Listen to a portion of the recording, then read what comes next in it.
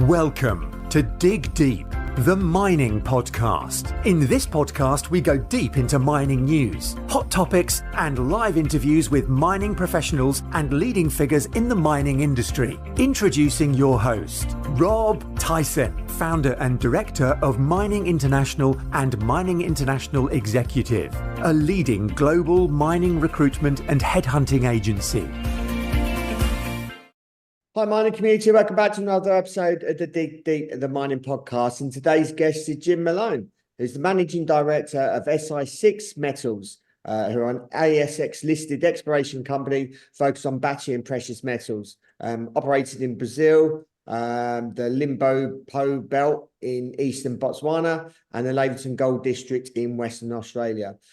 Jim's the managing director, and he can give us an overview of the company, their projects, and the outlook of the company over the course of this year and beyond. So that's welcome, Jim, to the podcast. How you doing, Jim? Good, Rob. How are you, mate? I'm good, thank you. Good for a Monday morning as we're recording this. As we always start these podcasts off, I just wanted to just tell us a little bit about your background and your career. I know you've been involved in AFL as well, so I'm sure some of our audience would like to know a little bit about that as well as your career in mining. Yeah, look, my background, I've been around for a while, and I was an accountant and then stockbroker. And I went to London in the late 80s and early 90s and worked in banking there. And then I came back to Australia and I got involved in AFL football. I'd been a pretty average footballer myself, but I was around the industry, and I ended up doing about 8 years in football, including 6 years as the CEO of the Richmond Football Club, the Tigers. So I'm a keen Tiger supporter. And then there wasn't a lot of money in football admin now, which is back then, there is now. So I had a background, of course, in my broking days of being involved in resources. So in Perth. So I came back and we listed a company in 2001, and then we did about probably 6 or 7 listings, and then I sort of got involved more in the management and involvement in the running of the listed mining companies. So a lot of them were explorers. I was involved in some companies that produced as well, and over a long period of time, I was probably involved in 15 in different jurisdictions, a whole bunch of commodities, and I've had a good career. But I'm very excited about this Si6. I was sort of almost semi-retired, and then the opportunity came up to be involved in Si6, and I just thought it was, a wonderful opportunity. We've got 3 great projects and across couple of jurisdictions, and good value for money. Yeah. So I just wanted you to just tell us a little bit about obviously the company and obviously how you got involved as well. Well, originally I was, as I said, I was sort of taking it easy there for a while, and then I got a couple of mates of mine asked me to get involved through the gold opportunity that we have, the Monument Gold Project. At one point in time, we were going to focus on, at that stage, on Botswana. So we weren't spending a lot of time on the gold project. So we were looking to spin that out. This is Monument. It's a project in Laverton. It's got a JORC resource of 154,000 ounces with great exploration opportunities right in the middle of, the eastern goldfields up there in, east of Kalgoorlie with, huge finds all around us. But a year and a half ago, gold was not anywhere, sort of particularly at the junior end where it is now. And I sort of went back to the board and said, I think we should keep this asset. It's too valuable. We're not going to get the value for it. So, and then eventually they asked me to, that was as a consultant role, they asked me to join the board as a non-executive director, which I did. And then the executive director at the time was ill. So he had to retire for ill health, and I was asked to step up as the managing director, which I did in about August, I think, of 2023. So I haven't been there that long, but certainly I think a lot's happened since we've been there. We raised We raised $3 million in a rights issue. We've drilled out. We had our licenses in Botswana were suspended. We got them reissued, and we did a pretty decent program there. We did the joint venture with Foxfire Metals in Brazil.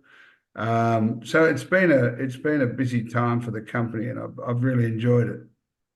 And as the managing director, what would you say your main focus is on? Well, the main focus is on the strategic direction of the company. I mean, I'm not a geologist, so we have a pretty good team of people that work for us. Our non-exec director, Kane Fogarty, is a very experienced director who I've worked with for a number of years.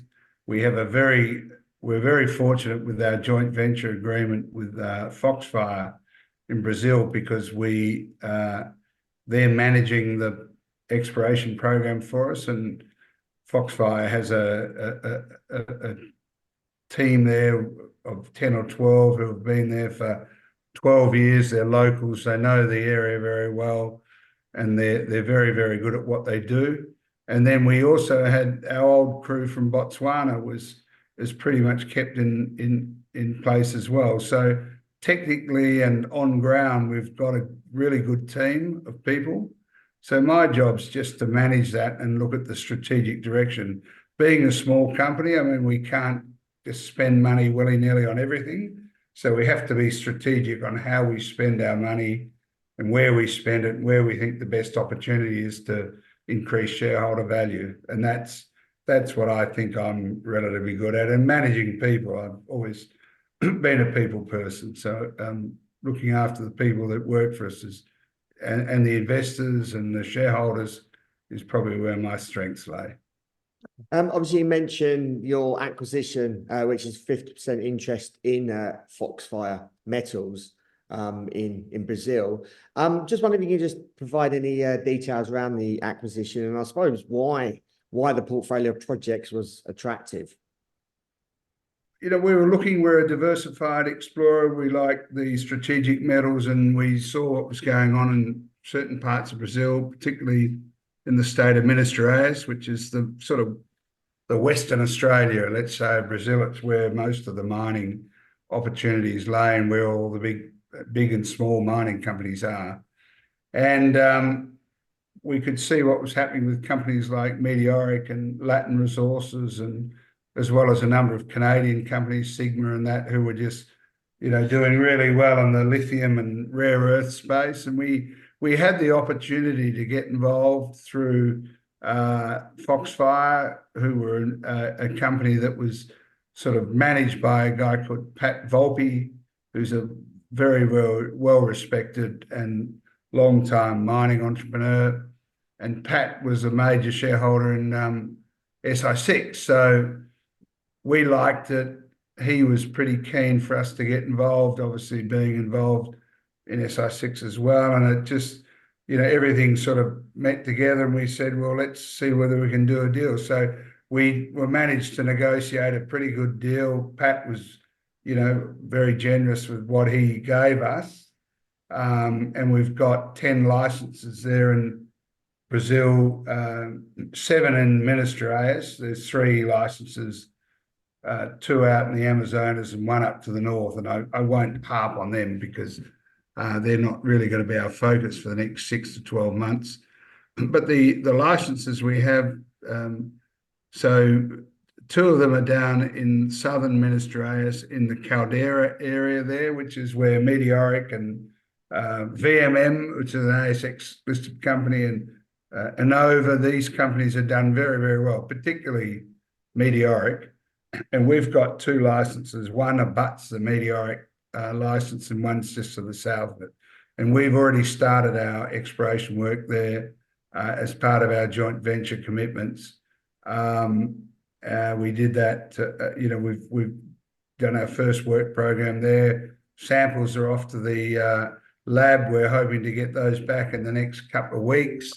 And we're about to start our second program, which will probably be on the license right next to the Meteoric licenses there in the Caldera. Then we'll probably third and fourth programs will be up in the Lithium Valley, where we're also looking for rare earths, but also lithium. And we've got licenses quite close to Latin Resources, Rio Tinto, and Sigma. So we've got some great opportunities there, and we are in areas where other companies have been very successful. So we're hoping to emulate their success. And look, initially we're doing sampling and mapping and a lot of the field exploration, but we think that we'll probably be able to, subject to the results of the sampling, to start some auger drilling there in May. So we've got a very good news flow there. There's a lot of work going on in Brazil. We're going to be, working our way through our licenses in the Minas Gerais area. So there's lots of activity. It's a great place to work. We've got a very good team, lots of experience, things like auger drilling there. The permitting is very easy to do, and it's quite easy to get some bang for your buck, let's say. Moving over to your projects in Botswana, the second half of 2023, you completed a drilling program. What did the program consist of, and have you achieved the results, or what did you achieve from the results from the exploration program? Look, after a long period where not a lot had happened there because we had some issues with our joint venture partner, and as a result, we put our licenses into suspension. We managed to get them back. We've got another clean period of exploration entitlement there. We did a 6,000 meter drilling program on 3 projects, Dabedi, Airstrip, and Mobeli, which are our 3, flagship projects there. The first 2 are copper projects. We got some pretty good results close to the surface there. We were drilling for some anomalies there, so that was sort of mixed results there. But we really think that our main project there is the Mobeli North project, which we're expecting to get results very shortly. And I mean, as in the next couple of days. The lab's been particularly slow there, but we know we're getting some results back there. And look, we do think we had some pretty good success there. Mobeli's got a resource, a JORC resource on it, and we hope to expand on that resource and really sort of that's the project we'll probably be focusing on. The other thing, the mere fact that we started drilling, we've actually created quite a lot of interest in what we're doing, and we're sort of discussing potential strategic plays with a number of majors and sort of small cap as well, medium cap mining companies, because there's obviously a lot of interest in that area. Botswana is a great place to do business in the mining space in Africa, and the fact that we've had some pretty good past results, and I think we're probably going to put out results that prove them up and probably increase our resource, has attracted quite a lot of interest in what we're doing there. Now we're obviously moving to Western Australia. Obviously, you've got a gold project there. Obviously, with the strength of the gold price, almost 3,300 an ounce, Australian that is. What plans do you have for the project? Well, look, this was an unloved project 18 months ago. I was brought in to sort of try and spin it out or sell it. And I got zeros, I couldn't get much other than people really just throwing in silly offers. And so we decided to keep it. We like the project. It's very well located. It's got a resource and there's huge exploration upside. It probably needs a little bit of money that we can't afford at the moment because we're focusing very much on Brazil for this next 12 months. Last year, we focused on Botswana.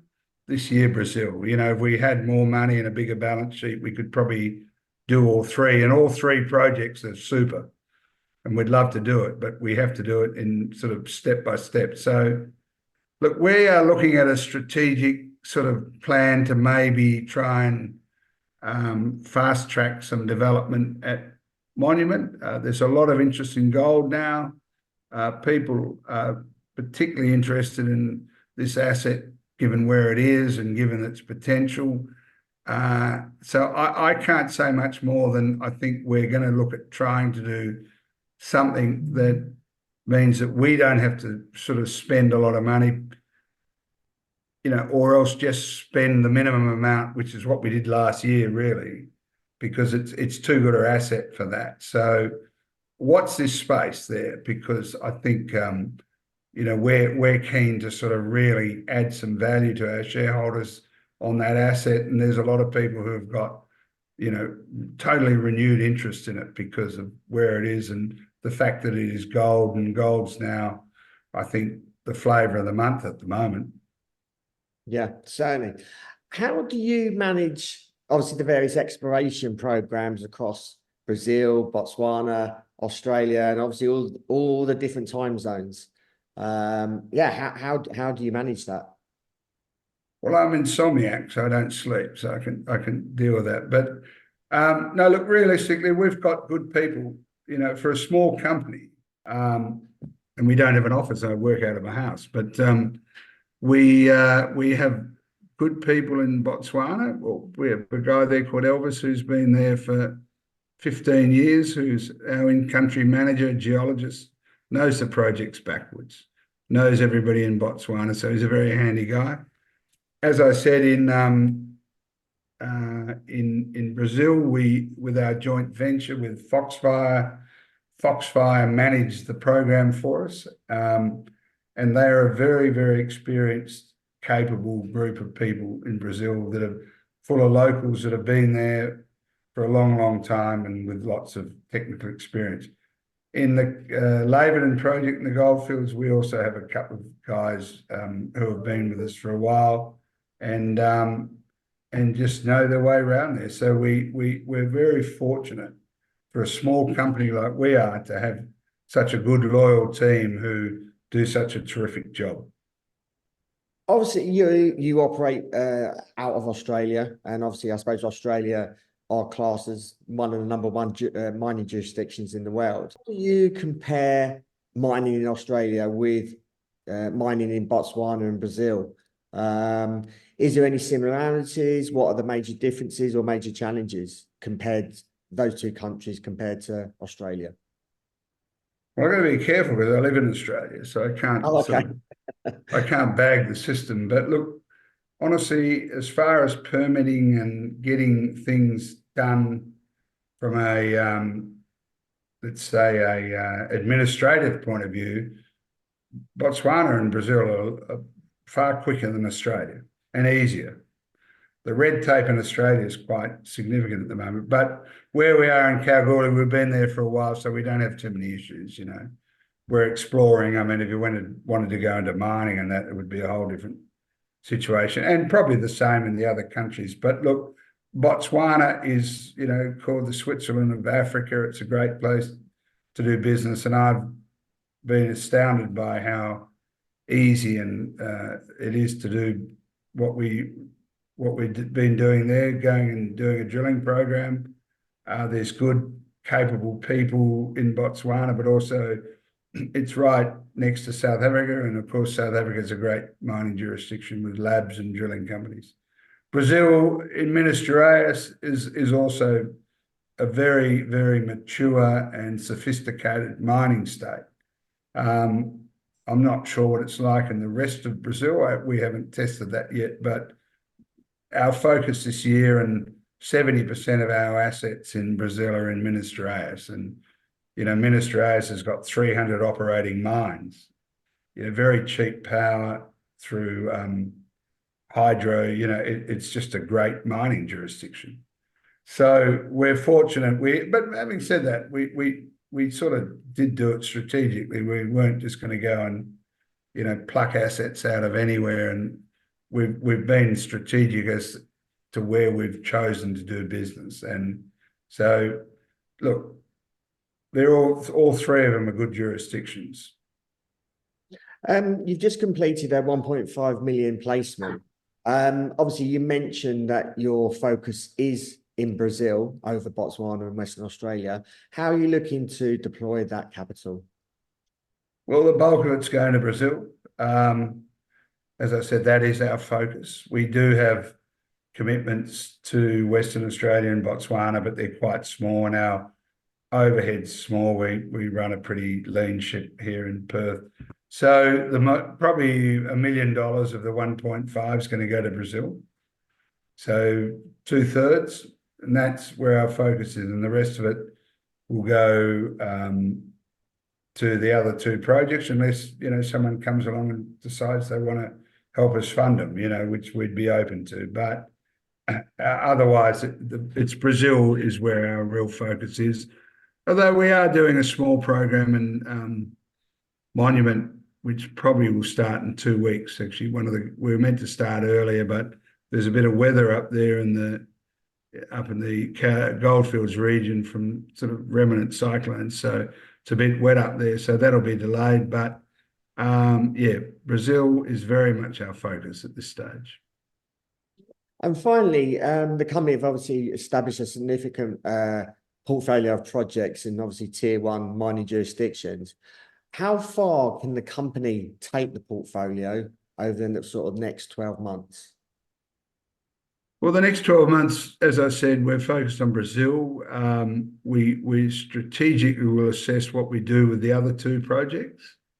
If it was just up to us, unless we had a major find or discovery, we probably can't spend a lot of money on the other 2 projects, but we will maintain them, we will keep them, and we certainly will try and extract as much shareholder value as we can out of those projects. But look, if we need to keep doing it bit by bit, our focus will be on Brazil, and we'll just keep working away on the other ones. Ideally, we'll be able to find sort of partners that might be able to assist us advancing the other 2 projects. Great. Jim, really appreciate your time. Thank you for sharing your story and telling us more about Si6 Metals. And obviously wish you well for the remainder of the year. If our audience wants to reach out to you, if they've got any questions, obviously want to follow your story and the company's news feed, how can they go about doing that? What social media platform channels are you on? Oh, we've got plenty of social media platforms, but they can always ring me. If you look on any of our announcements, I've got my phone number there, my mobile number, so give me a call. And you've also got my email, and I'm happy to talk to all of you. And Rob, thanks very much for having us, and it's pleasure to be on Dig Deep.